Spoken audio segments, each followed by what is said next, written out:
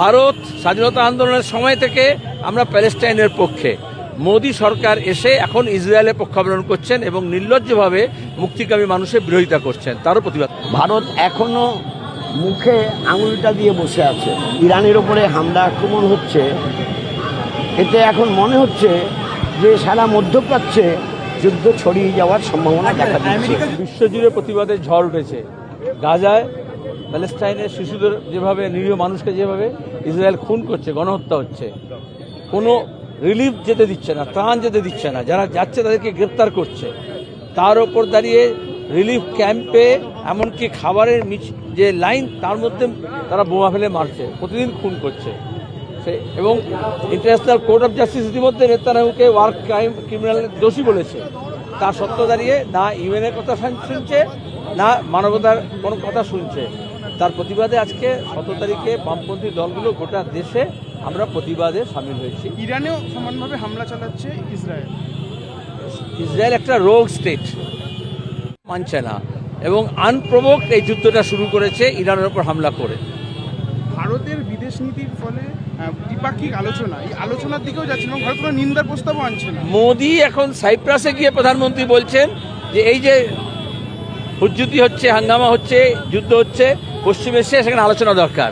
আর আমরা যখন বলি আলোচনা, তখন বলে যুদ্ধ চাই। সুতরাং ওর কথা কে শুনবে?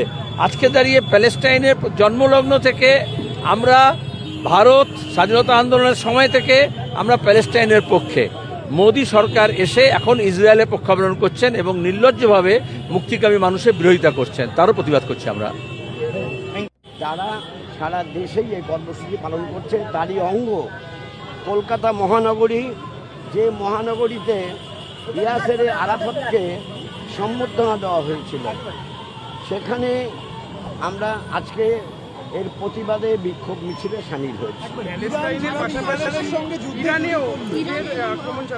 প্যালেস্টাইনে হামলা আক্রমণ নির্বিবাদে করার পর এখন প্যালেস্টাইনেও করছে, আবার ইরাকের ওপরও হামলা শুরু করেছে। যেভাবে ইরাকে হামলা করেছে রাত্রিবেলা, দুদিন আগে ইরাকে হামলা, আনওয়ান্টেড হামলা, সেখানে ইরানে হামলা, আনওয়ান্টেড হামলা।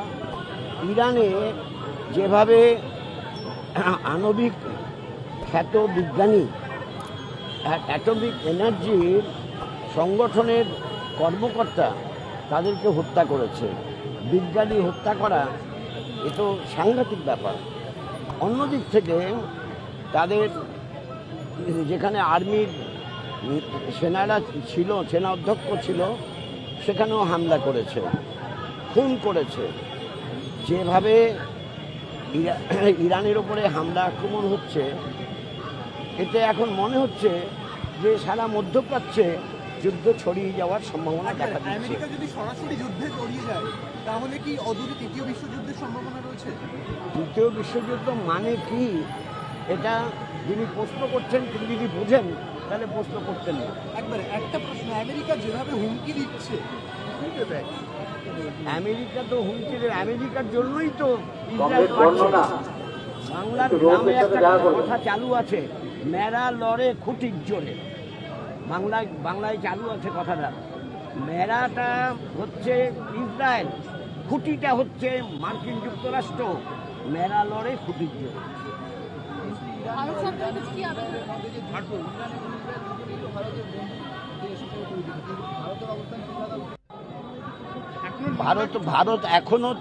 ভারত এখনো মুখে আঙুলটা দিয়ে বসে আছে।